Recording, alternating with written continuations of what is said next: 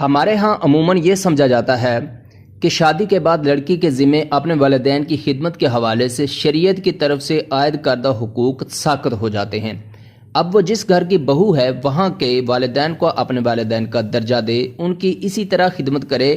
اس کا شوہر بھی اس سے یہی تقاضا کرتا ہے اور معاشرہ بھی، اور تو اور والدین بھی اسے یہی تلقین نصیحت کرتے ہیں کہ اب ہمارا حقوق و فرائض والا رشتہ تمام ہوا، خوشی خوشی مہمان کی حیثیت سے آؤ اور رخصت ہو جاؤ۔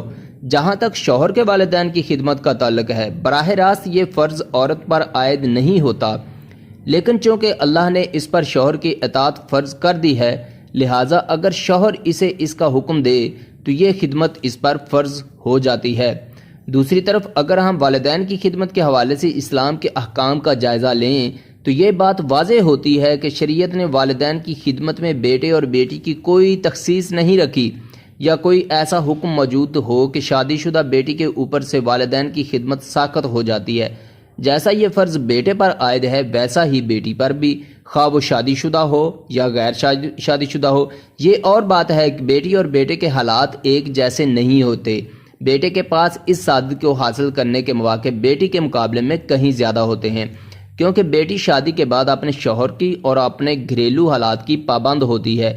یہی عرف ہے اور شریعت میں اس کا لحاظ رکھا گیا ہے۔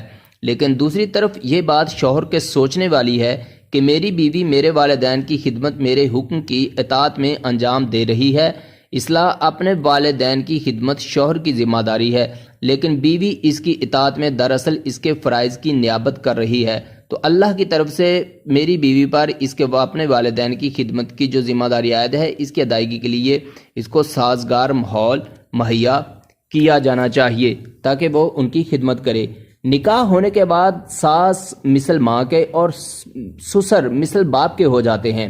ایک تو حقیقی اور نسبی باپ ہوتا ہے، ایک مجازی باپ ہوگا۔ ساس سسر مجازی ماں باپ ہو جاتے ہیں۔ ان کے ساتھ ویسا ہی سلوک کرنا چاہیے جیسا کہ ماں باپ کے ساتھ سلوک کیا جاتا ہے۔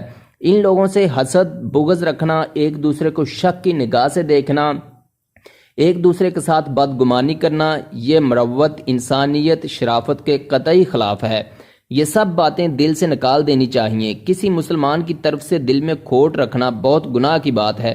اس سے ہر وقت لڑائی جھگڑا ہوتا رہے گا، دماغ میں ہر وقت ٹینشن رہے گی، صحت برباد ہو جائے گی، دین دنیا دونوں برباد ہو جائیں گے۔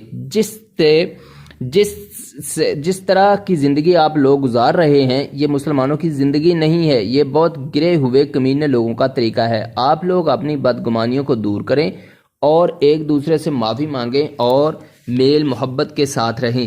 یہی اسلام کی تلقین ہے کہ والدین کی خدمت کرنی چاہیے، چونکہ اللہ تعالیٰ فرماتے ہیں اور نبی صلی اللہ علیہ وآلہ وسلم نے فرمایا کہ الجنت تحت اقدام الامہات، کہ جنت ماؤں کے قدموں تلے ہے۔ اس طرح والدین کی خدمت کا بھی حکم دیا گیا ہے۔ تو اس طرح اگر اسلام کے طور طریقوں پر چلا جائے تو انسان اچھی اور بہتر زندگی گزار سکتا ہے اور لڑائی جھگڑے سے زندگی پاک ہو جاتی ہے اور گھریلو حالات اچھے ہو جاتے ہیں۔